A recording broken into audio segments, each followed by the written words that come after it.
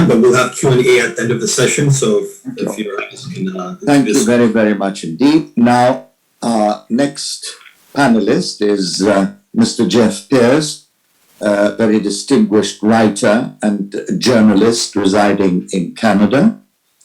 For his landmark history of the Ethiopian patriots, entitled Prevail, he tracked down survivors from the Italian-Ethiopian War between 1935 and 1941, and he uncovered shocking records about Britain's role during the conflict in all the British archives.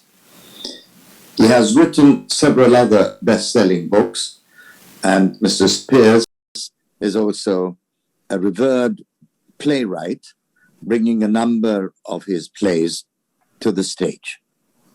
Jeff, the floor is yours, and good to see you again. Good to see you too. Can you all hear me? Let's double check the audio this time. Can you hear me? Yep. Yes, we can hear you. Fantastic. Okay. Thank you very much for that kind introduction and the invitation to participate. And given the credentials and accomplishments of the other speakers, I feel kind of like a gate crasher at a fancy dress ball. I'm out of my league in such esteemed company, and to call me distinguished is a gross exaggeration and terrible slur. But none of this has ever stopped me from mouthing off before. So to the issue at hand. We have the war on terror, which will never formally end. And I think we've entered a new phase where we're fighting a war on liars. And don't make any mistake, we're on the second front of it. Only last night, one of you panelists, there was an effort to intimidate one of you online and contact that person's employer. When I exposed who this individual was and said, this is who they are, this is where they work. How do you like it? How do you like a dose of your own medicine? I was accused of doxing. How dare I out this person who wanted to intimidate one of you and stop the event? This is where we're at. And you can probably do a show of hands on how many have received death threats. I have. Not that it matters. But I wrote on Twitter the other day that there are now two Ethiopias, the real one, and then there's the Republic of Amnesia, which is where the Western correspondents are based, most of them sitting in a goldfish bowl with the same memory span of its natural resident. They only poke their heads out now and then to go visit this Greek island nearby called Hyperbole. And as we've seen, they'll buy anything. Don't get me wrong, this is not as new as it seems. The fascist Italians had a British creep in their pocket, and they paid the man to go around the UK giving speeches on the civilizing mission in Ethiopia, and he even wrote a bloody awful book. Check out the history of the Spanish Civil War and compare the accusations running back and forth between the Republicans and the fascists over who committed what massacre. But these media battles were sideshows. We now live in an era where all bets are off. And even though the Ethiopian Federal Army has more or less won its war against a group of terrorist criminal oligarchs, their lobby group has managed to con the world into buying their version of events. And John did a beautiful job of highlighting some of these instances. And I won't go through what I've found because you can read it on Medium. But we have to get at the core of the issue. And I don't need to tell the rest of you how frustrating this is. It's like talking to flat earthers. I practically begged a certain correspondent to properly investigate Axum. All he had to do was look at the TV footage that clearly shows how the narrative of the massacre is ridiculous, but his arrogance won't let him think that he might have been conned. We have Alex DeWall, who spreads the word of a mango genocide, and a source and I arranged to have a team go out and investigate his nonsense. And still the world keeps inviting Alex DeWall to comment. There are so many smart people speaking at this forum, and they're far smarter than me, and they already know that the goal of the talks and the intervention isn't to arrive at peace. It's to destabilize a nation and give a group of terrorists back some political legitimacy. That can't be allowed to happen. The problem is what to do about it. I don't know if I can call these solutions, but I hope those who believe in Ethiopia, who are advocates, will build on these ideas. So please indulge me as I say we. I'm not Ethiopian, but I like to think I'm an ally, so forgive me my trespass on this.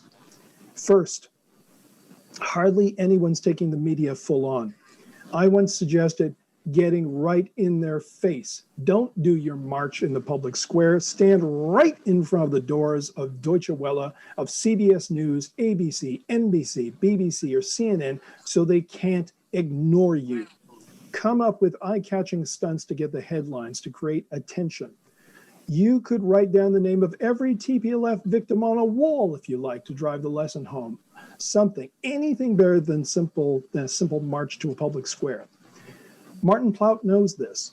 Say what you like about Martin, and there's a big part of me that still admires the man's past achievements in journalism and his personal graciousness towards my own work. He's thanked in the acknowledgments of Prevail. We disagree. He is an absolute brilliant tactician in terms of PR and propaganda. He steered the enemy towards creative stunts to get attention, towards using the religious community, to playing the media like a fiddle. Ruthlessly efficient. So what does our side do? Instead, they make personal attacks on the man instead of learning how to beat him at his own game, how to beat them at their own game. I have some ideas on that. When you finally have the media talking to you, ask them, what is your BS, pardon my language, in which you think some Africans can be trusted, but you won't trust others? Why are you asking the bloviating fungus on Ethiopian affairs, William Davison, and the TPLF's main cheerleader, Tromvel, even if they weren't the most loathsome miscreants, but suppose they were good at what they do, why are you asking them to interpret Africa when you can get Africans to interpret current events in Africa? And why do you only go to these men over and over and over again? I said it before and I'll say it again. It's the new liberal light white supremacy. Call them out on it. This is why I say defund, deplatform, deport Human Rights Watch, Amnesty International, Crisis Group. Ask the media. It's the age of Black Lives Matter, but you have these sanctimonious white people in New York and London deciding the morality of Africa? Get the hell out of here. It's the age of Black Lives Matter. So why are there still so many white correspondents writing on Africa? Will Brown, Tom Gardner, Anna Kara, the list goes on, who like to talk to other white people like Alex DeWall and Davison and Tromvel, who so clearly don't give a damn what happens to ordinary Africans beyond their little networks of stooges. Yes, I'm noticeably pale, but the difference is who's paying the shot? Look at the funding behind Crisis Group or Human Rights Watch or Amnesty and tell me, how are they accountable to Africans? So here's an open invitation, folks. Send me through replies on Twitter. Send Western organizations. Tag us on both. Bury them in examples, legitimate, factual examples of what the TPLF did to Ethiopia, to your family, to your friends and neighbors, to the country. Send them verifiable information on the real estate holdings and the finances of the TPLF mafia operating right now in Europe and North America, to show them this is who is behind this. This is who is feeding you this information. Somebody out there knows this stuff. Somebody has the receipts. Rip the lid off Tigray Media House, which was responsible for that CNN debacle of that video, which is just ridiculous. An arm badge and speaking Amharic is their evidence, along with geolocation. These guys, just like OMN, are probably guilty under Canadian law of hate speech and incitement or other things under US law, only they get away with it because law enforcement, to be fair, doesn't know the languages. These guys aren't on their radar. Instead of just spreading it on Twitter, let's get actual legal cases over hate speech started, criminal complaints. Start digging into who funds their lobby outfits. Every damn day we're told Tigrayans are starving, and many of them are. Or we're told that they're on the brink of famine. Never mind the fact that US aid does promo videos all the time, plus the Ethiopian government is stepping up. Yet somehow diaspora TPLF advocates have money for their communications campaigns and Beltway lobbying. So rip the dirty lid off their little operations. Who exactly is giving them money? Is it the Egyptian government? If so, find proof and make sure it is verifiable proof. And please don't play Photoshop designer with fonts and photos. Please don't make memes out of this crap. No editor will look at it, I promise you. It screams propaganda and it's asinine. Just type it up on a proper Word document and cite your sources, names, dates, details, no embellishments, facts. The point of all this is to let them know who they're dealing with and that they're listening to a combination of terrorist group and crime family. Next, I'm already hearing from sources tips that NGOs and probably some media are just not interested in doing a recovery story. What sells? Africans suffering. Can't show the Africans rebuilding Mekelle. Can't show the Africans fixing their airport after TPLF wrecked it. Where's the sexiness in that? But you know what can work? Outing liars. Reporters, media love outing liars and playing gotcha. So get ordinary Tigrayans to tell their stories of how they're relieved and glad to be rid of these thugs once and for all. A region that's liberated. Because I, for one, find it damn interesting that a Channel 4 correspondent goes to Mekelle and somehow manages to find a safe house for rape victims on the edge of town, which is all well and good. And these stories may well be authentic. We don't know. They should be given proper attention, as should the complaining victims. Their cases need to be heard and investigated. But you're not interested at all in talking to people in the streets, ordinary folks, and asking, what do you think? Are you happy the TPLF are gone? Are you angry at the federal army rolling on? What do you think? Where's that story?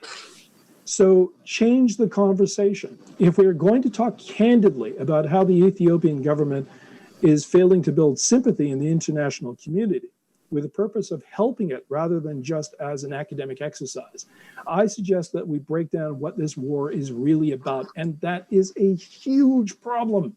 I would say that's the key problem. I've tried my best to respect internal political affairs and not weigh in, but from both a historical perspective and just from a strategic view of winning hearts and minds, the Ethiopian federal government has to make a stand. What I mean by that is, at least as far as the Western media is concerned, as far as the international community is concerned, you've told us what you're fighting against. And the experts here know its army is fighting a treasonous criminal oligarchy. But that's not enough. What are you fighting for? To say you are fighting for the nation of Ethiopia isn't enough, because what does that mean?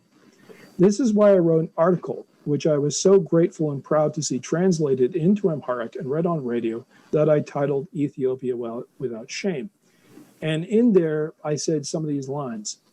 A country's soul is more than its borders, its current government, its debt and exports. Ethiopia is ancient, bigger than the whispers and the noise, replenished by its own resources and faiths, its people's remarkable ingenuity and courage, its diversity, and its unity. Ethiopia goes on because its people believe in it. But it's your job, it's all our jobs, to make other people appreciate and feel that the spirit that once swept up folks in 1896 and 1935, not only Black Americans, but white British people and French, people from what was the Gold Coast and Morocco, even in South Africa, got carried away in believing Ethiopia was worth fighting for. They wanted to fight for it. And while they can't fight for it today, they can reject the evil that's threatening to dismantle it now.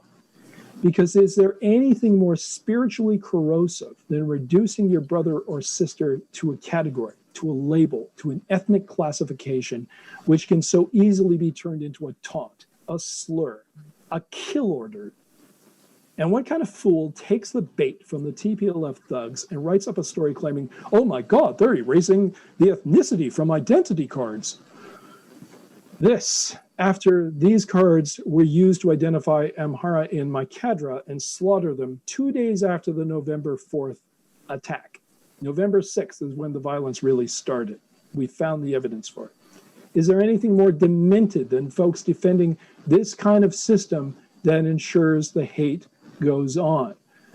What Prince Asfo Wosan Asarate called apartheid, and it is. It's so warped that my blood boils. Ask folks in the Balkans how they liked being referred to in terms of ethnicity. Ask the Rwandans. Ask the Greeks and the Turks about the population exchange of 1923, what the Greeks call the catastrophe. The war in Tigray didn't start with any noble purpose. It was forced on the Ethiopian state.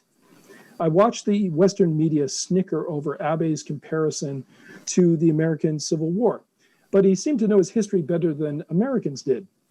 And no war is ever fought clean. That's been said earlier in sessions. Americans are fascinated by their own Civil War, and they like to stun themselves repeatedly in summoning up the images and the statistics of the carnage. I'm Canadian, so, that's their thing. But the sensible ones, the Americans who are not demented, who are not insane, and who don't want to attack the US Capitol or kidnap a governor, who wouldn't dream of attacking a military base in the night and murdering soldiers, know that ultimately was a crusade for something good and true. And so I urge the Ethiopian state and those of us who believe in Ethiopia to change the conversation into a rallying cry. This war is so that no person in Ethiopia, no citizen, is reduced to just his language and a label. No Amhara should walk around at risk of getting bludgeoned to death because some idiot who doesn't know history is carrying on a feud with enemies out of his own imagination and wants to kill his brother or sister. No Tigrayan person should fear reprisal because a bunch of psychopathic criminals launched rockets into Eritrea. But people in the West, the US, in Canada, in Europe, must understand the rallying cry is freedom to be Ethiopian, not to have a selfish few come along and lie and pervert the truth and say, we're going to hold an entire region for ransom, and we'll do this right after we shoot up your house. No, you killed soldiers in the night.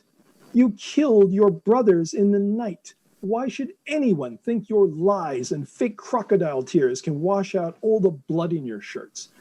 This is a war for freedom to not be a label, to not be an ethnic group, to be a nation. Ethiopia must go on because its people believe in it, and they have the right to believe in it, and they don't need permission from the West to be a nation. But instead of having to defy you, we'd rather have you join us as allies. We'd rather you help us preserve it. So in my humble opinion, that's the message that needs to go out. Tell them what you're fighting for. Freedom from labels and ethnic hatred now and forever after, once and for all. Thank you. Well, dear Jeff, it is us who should be thanking you. And I sincerely hope that the words you so gallantly gave us today will also be heard by many an Ethiopian politician. It is a magnificent way of presenting what is really important at this matter. It is to show the oneness. That is what counts. Whatever may happen, we are one. Diversity in unity. And that is something which we should keep on hammering at everybody. This is what we want to reach. This should be our mantra for the next months.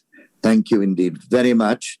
I get back to you, Lydia Neviat. Any questions before we close this session? Yes. So again, I would like to echo your remarks as well, Princess Hausen, and thank you all for your great insight and for standing up for the truth. So we have received several questions. One question we received earlier, and maybe some of the other panelists, in addition to this one, can touch upon it, is how come the Amara genocide, well, actually, let me pull it up first. Sorry. So once the last 3 decades, the TPLF has been said to have committed acts of genocide against the non-Tigray Ethiopian ethnic groups, especially the Amara ethnic group, multiple times, even during the recent Tigrayan provoked war against the Ethiopian government. TPLF has committed war crimes, ethnic cleansing, and crimes against humanity. Is that not genocide? How many acts of genocide should be committed against humanity before it's declared genocide? When it's proven that the TPLF and its supporters have committed genocide, will the West bring the perpetrators to justice? Will their immigration or admission to live in Western countries be reconsidered or revoked? What is the U.S. policy, or what should it be against perpetrators of genocide that have been given legal status up to citizenship in the USA? Will the West also help to repatriate the billions of dollars the TPLF and associates have stolen from Ethiopian people? So I know it's a loaded question, but if anyone wants to touch upon that, that would be great. What does it take for acts of genocide or massive killings on the basis of one's ethnic identity? What does it take to be qualified as a genocide? And once that's determined, what type of legal action or repercussions or recourse would be taken to bring these perpetrators to justice? Professor Abing, would you like to answer that? Well, I'm not an expert in international law or law, but yeah, of course we know that the tragedy is ongoing, that many people of Amhara extraction in other areas, especially in the Western Oromia region and elsewhere, are being killed. It's a horrific story, and the details are not very clear about who is doing it and how and why. I would, though, be very careful with using the word genocide for even though they are mass killings, and mass killings have happened elsewhere in the country the past years, even decades maybe, flaring up. But genocide is a very specific international law term, which refers to the premeditated, planned killing of an entire religious, ethnic, political group. And I'm not sure if that really is the case. I mean, certainly we can speak of ethnic cleansing, to use that horrible word. Ethnic cleansing is a rotten word, it's terrible. But that is going on.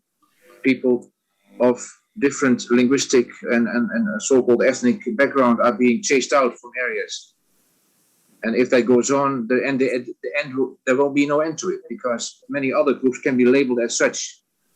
But genocide, I mean, we should be careful in that. We should hold, all people to account who have been involved and who are involved in ethnic cleansing matters, in ethnic cleansing violence, certainly. But let's be careful to use that word. We see it also from the other side, from the TPLF-related groups in the social media, Digital Wayani and so forth, talking about stop Tigray genocide. Also, incorrect. I mean, it's better to leave that and to look closely at what kind of violence is going on and take it from there to legal frameworks, but both within and outside the country. Thank you very much indeed. Jeff, would you like to add a few words to that? Yeah, just a couple of quick comments, because I'm not an expert either. But the thing is, the use of this word genocide is also, it's actually doing more harm than good, as John pointed out. The thing is that about a year ago, I started checking and keeping track of incidents of ethnic cleansing. It is a horrible word.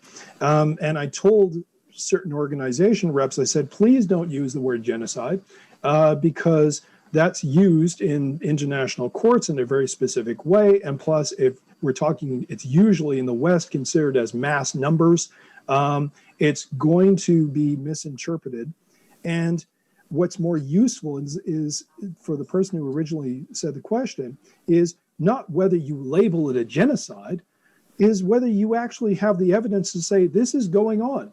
Let's verify what's going on. And so I would go back to my sources and contacts and say, Find the names, find the incidents, find when things happen, find where they happen, build a case. And some of this gets slipped away all to the point, just for the point of getting it over social media on Twitter and Facebook and saying, this is happening, this is happening. And of course, they post these photos for which we can't verify.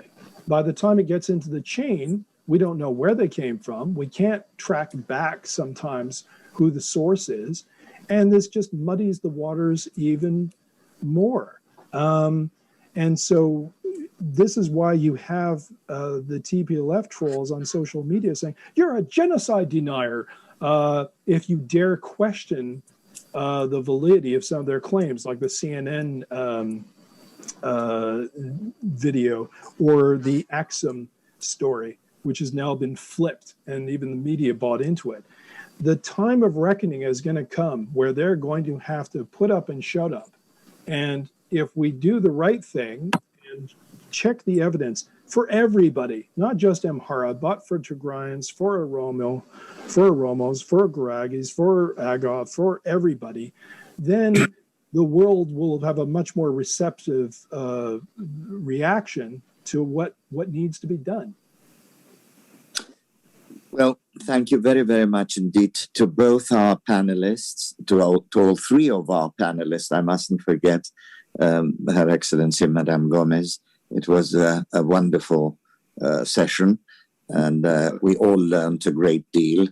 And I think everybody will join me in telling you how deeply grateful we Ethiopians are to all three of you, that you have stood by our side all these terrible months.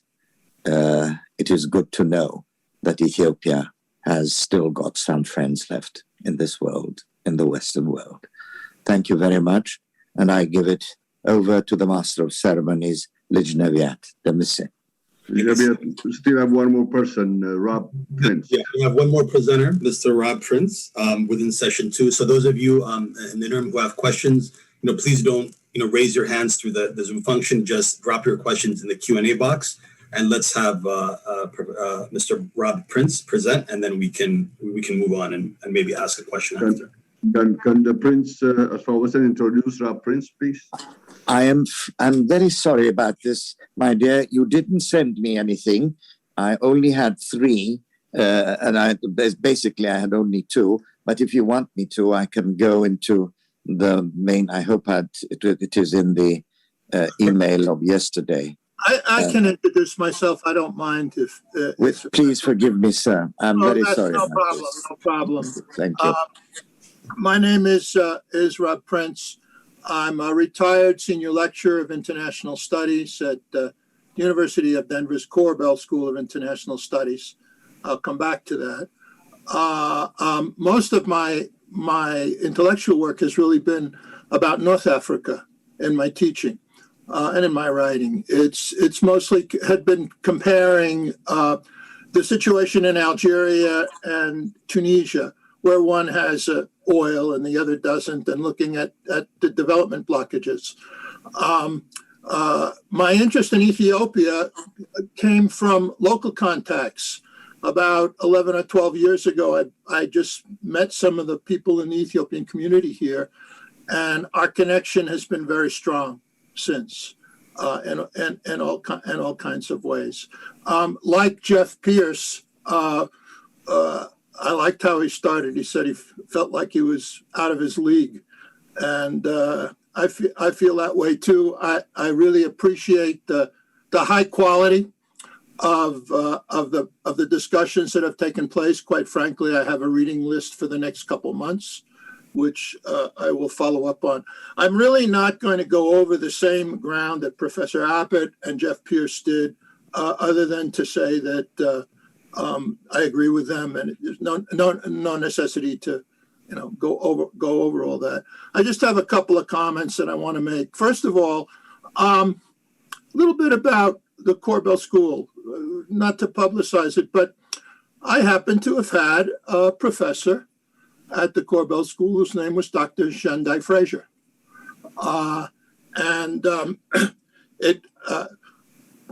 I began to understand the role that she was playing in Africa, calling for voluntary, how did she call it? A coalition of the willing to overthrow the government of Zimbabwe.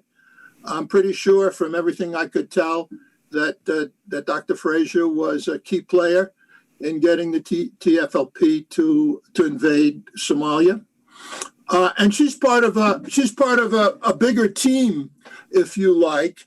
And that team includes Susan Rice, whose name was also mentioned. It's interesting because Susan Rice today is her position in the Biden administration has to do with domestic affairs. But there have been a number of news reports suggesting that she is coordinating or highly involved, if you like, in what's happening now in Ethiopia. And long history, if you like, of identification with support for the TFLP. Not exactly a neutral figure in all this. All right, look, just a few comments. Dr. Abbott talked about the role of the media and how the media has basically taken on this one-sided position. I agree with that. What I've been trying to figure out is, well, what is U.S. policy towards Ethiopia? And I'm not saying that I've figured it out, okay? But there are a couple of things that seem to come to mind. And I just want to talk about two of those. The first is the Chinese, if you like, countering Chinese influence in Africa. I think there was a little bit of mention of that. I see that as, frankly, as one of the key goals of this administration. The second thing is the whole new geopolitics of the region, where the United States is giving a lot more, if you like, responsibility, credibility to some of its allies. And of course, in the case of Ethiopia, we're talking about Egypt and Egypt's role. But I don't see this administration as being uninvolved in what's happening here, and not at all. And as they talked about during the invasion of Libya, they talked about leading from behind. So I just want to give a lot of. We got to focus on that. What is the United States up to? And that they're playing a key role in this. This is obvious, whether it has to do with blocking the GERD, whether it has to do, you don't have a media offensive, which has been talked about here, without some kind of connection, and I can't tell you what it is, from Washington itself. All right, the other point I want to make is,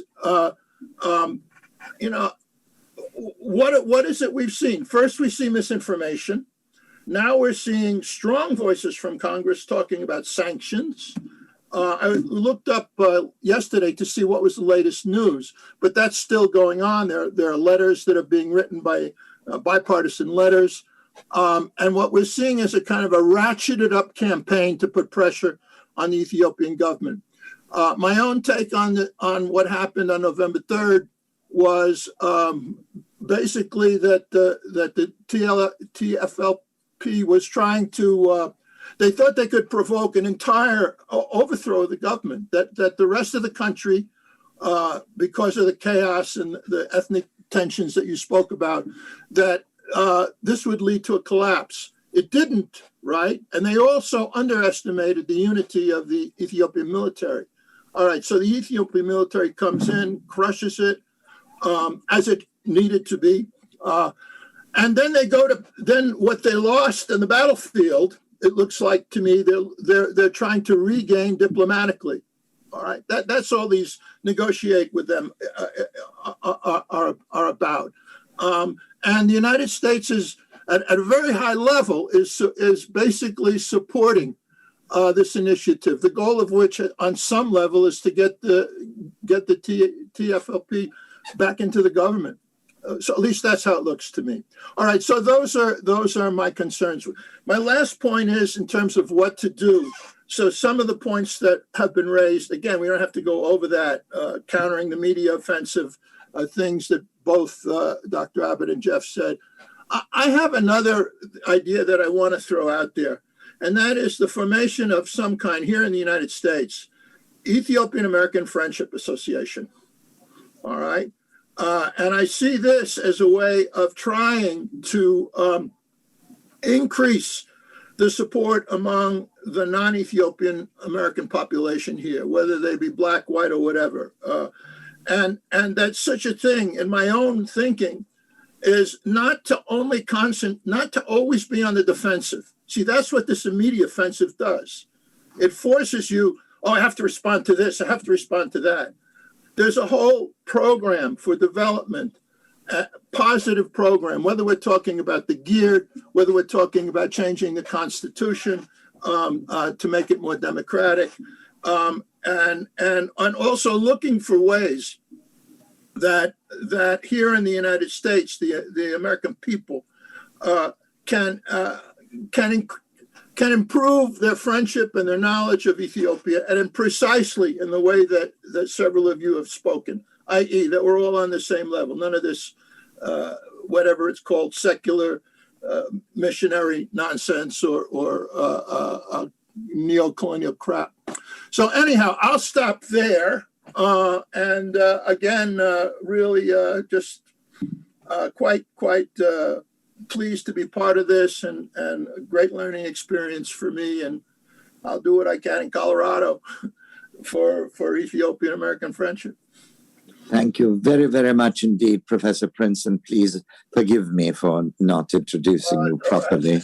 And wonderful things you said. And I like your question about what is U.S. policy towards Ethiopia. Under normal circumstances, I would say that is the $50,000 question. Very confusing, isn't it? Yeah. Very, very confusing indeed.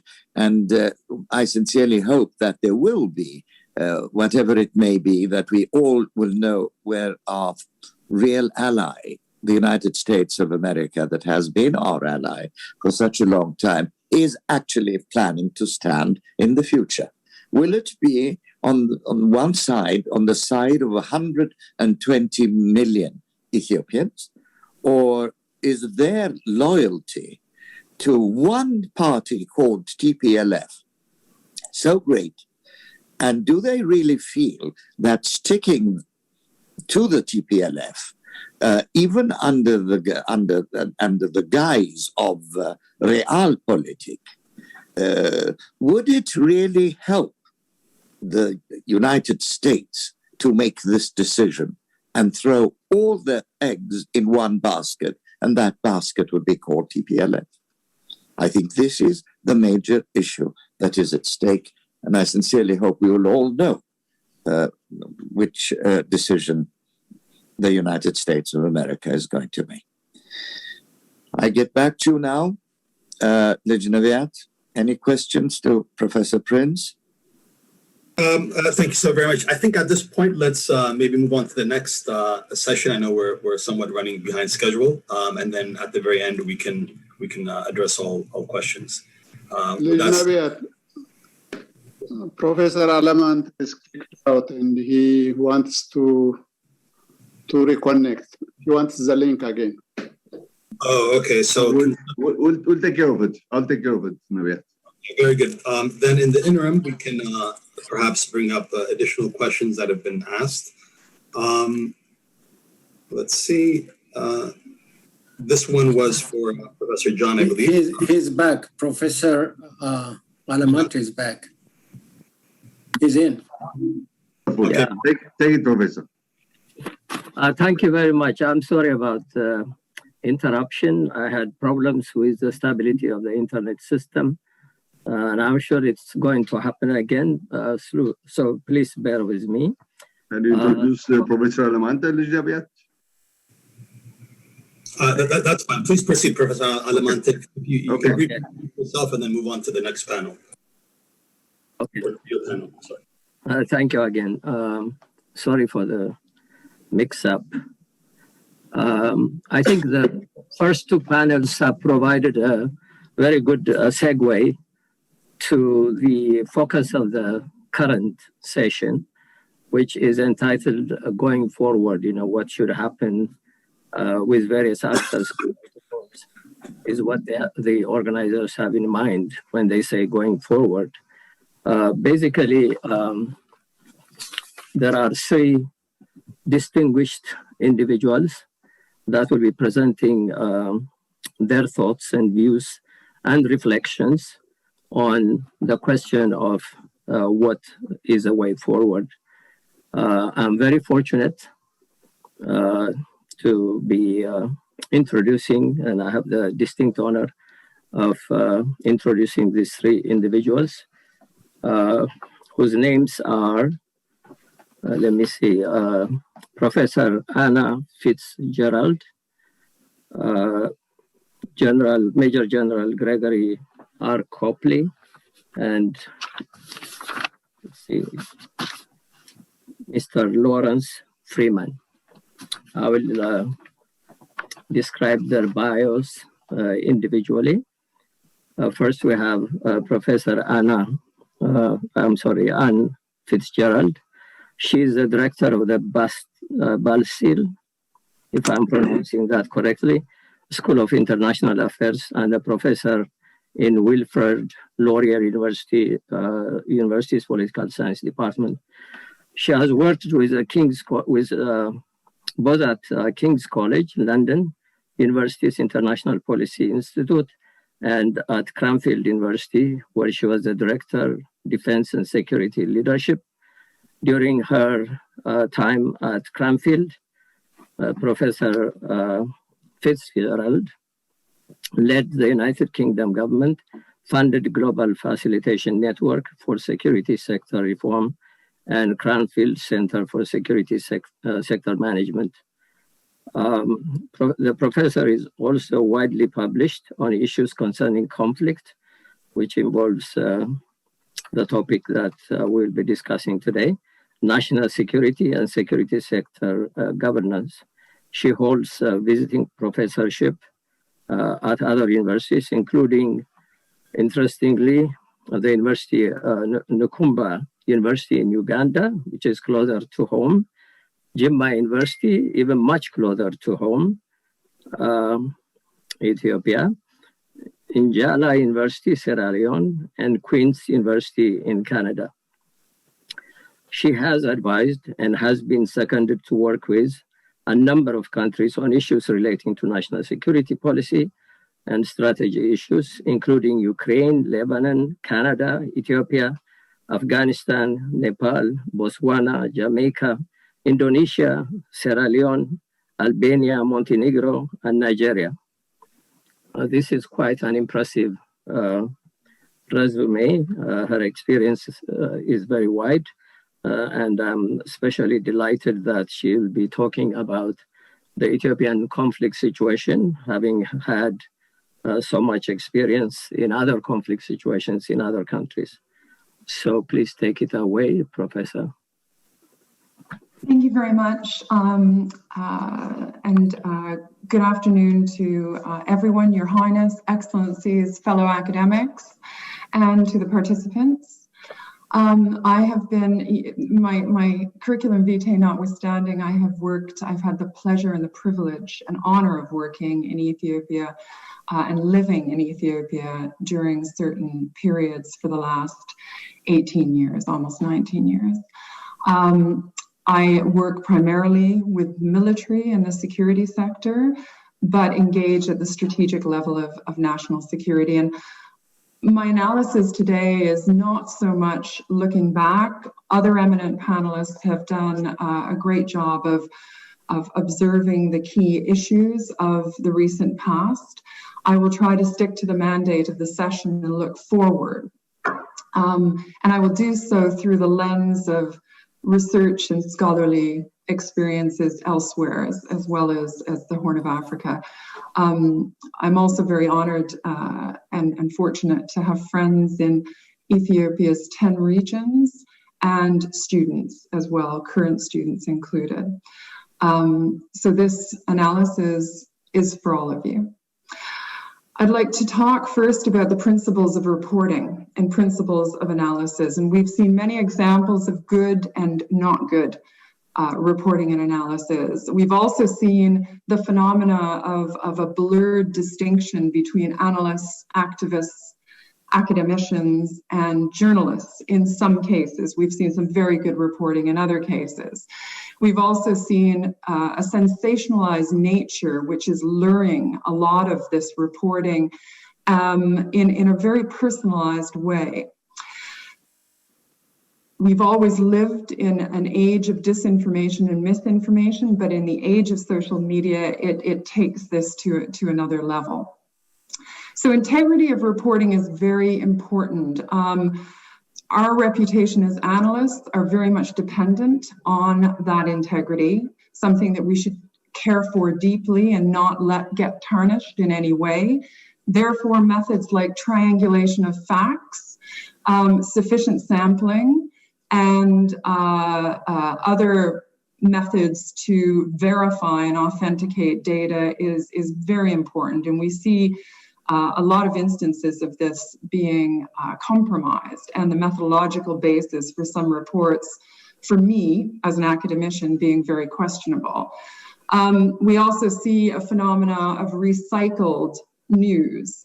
And when news gets recycled, there is a phenomena of groupthink that develops, and a mountain that is developed of analysis there that is very difficult to dismantle after it's developed.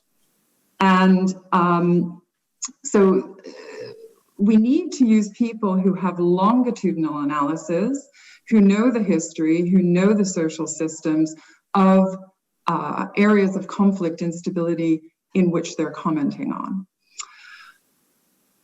We're seeing this conflict not only in Tigray, but other regions of Ethiopia being fought on two fronts, on the ground and on the internet.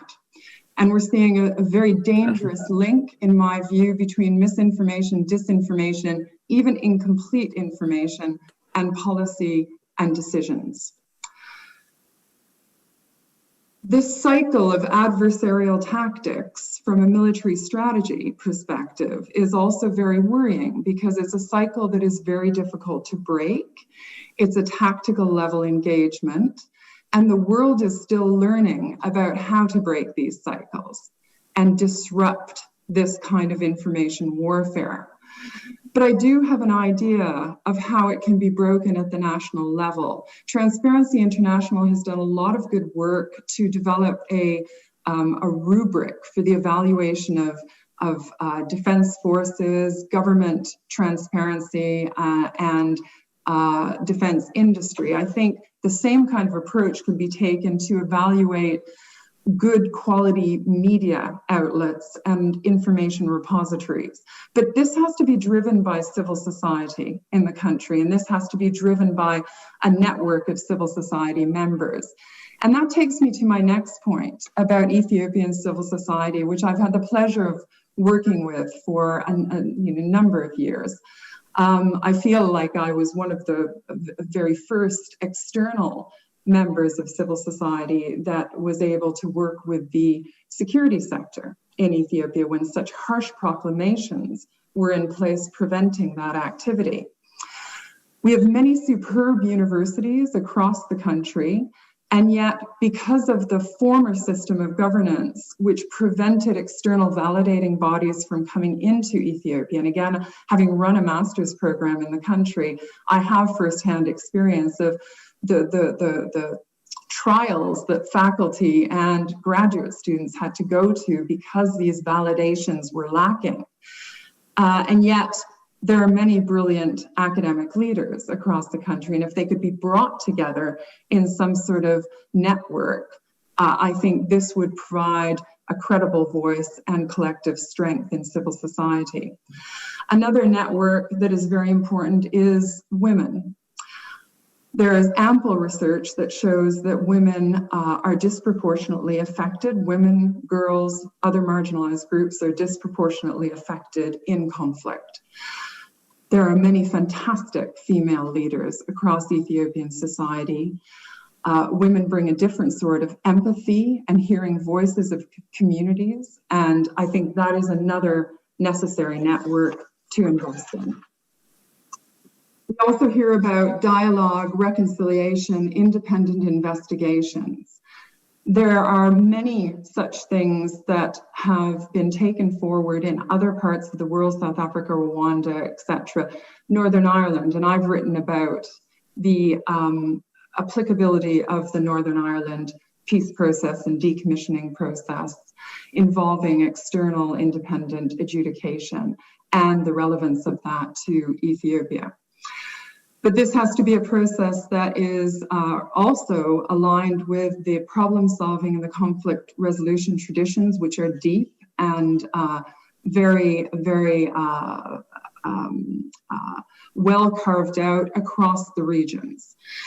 I also believe that before any reconciliation and meaningful dialogue can take place, the conflict facts have to be established, whether that's through a truth commission or some body which comprises of Ethiopians with the expertise in carrying this out, plus the necessary resources and assistance that would bolster that capacity.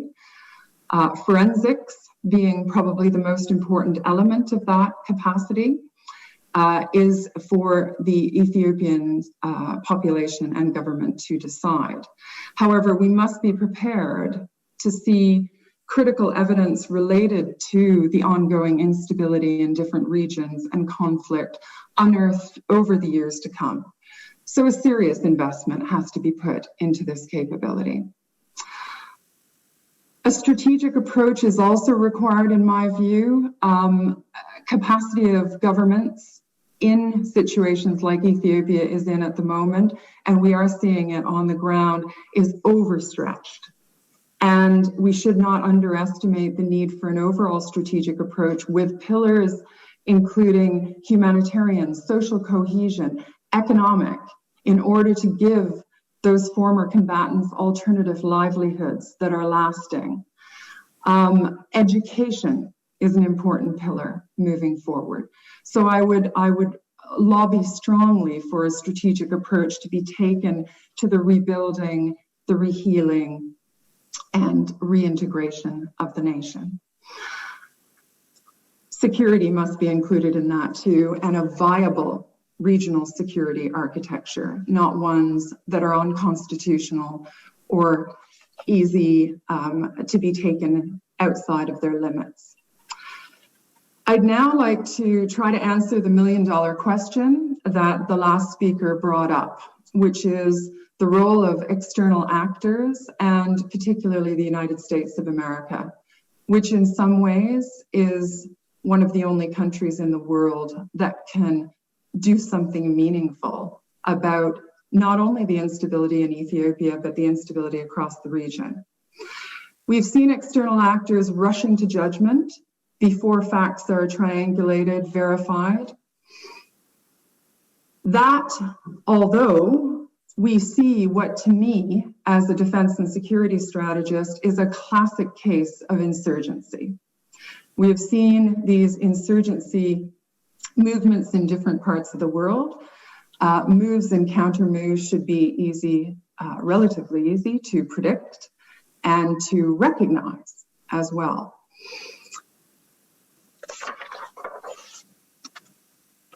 So at the macro strategic level, the lens that we could look at this conflict in includes many actors. Egypt, which has become increasingly bellicose, which is an important partner for the US Middle East peace talks. Sudan, increasingly bellicose since the economic sanctions were lifted, and an actor which has invaded and displaced Ethiopian communities.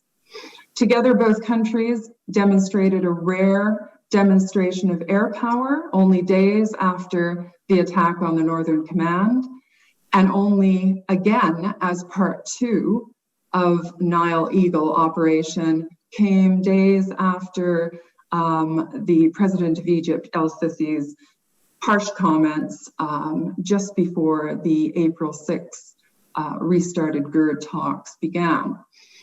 We also see the president of the Democratic Republic of Congo pushing for tripartite negotiations on the GERD, himself, who hosts the Grand Inga Dam in the Democratic Republic of Congo, which has aspirations to provide hydropower to the continent. Saudi and UAE have interests, as does Israel, with the water that runs under the basin into the southern part of the country. But what should not be underestimated is the US strategic interests in the pursuit of clean tech metals and resources. It announced last week that its national security strategy for the future will all be about economic security.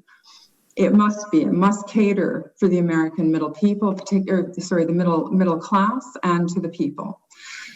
A national security strategy which is going to dictate US policy in Africa. Policy which concerns the pursuit of metals and resources like tantalum, niobium, lithium, phosphate, zinc, and others.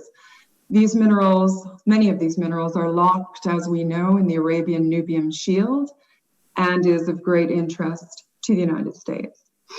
We also know that China is way out front of the world in its pursuit to a net zero carbon in 2050, and its pivoting of its economy to reflect this, and its access and consumption of clean metal, minerals, and resources. So how the United States handles this situation comes with great risks, as we see Ethiopia, in my view, become a proxy battleground. Risks that may see space widen for China and a further influence of China across the African continent. Ethiopia is the partner of choice for the West. This is a no-brainer, and Ethiopia should be the first and foremost priority for Western partners at the moment. Thank you very much. Thank you very much, Professor. Is the procedure, Mr. Neviat, for me to raise questions from the audience, if there are any, or shall I go on with the next speaker? Please proceed with the next speaker, then we'll ask questions after.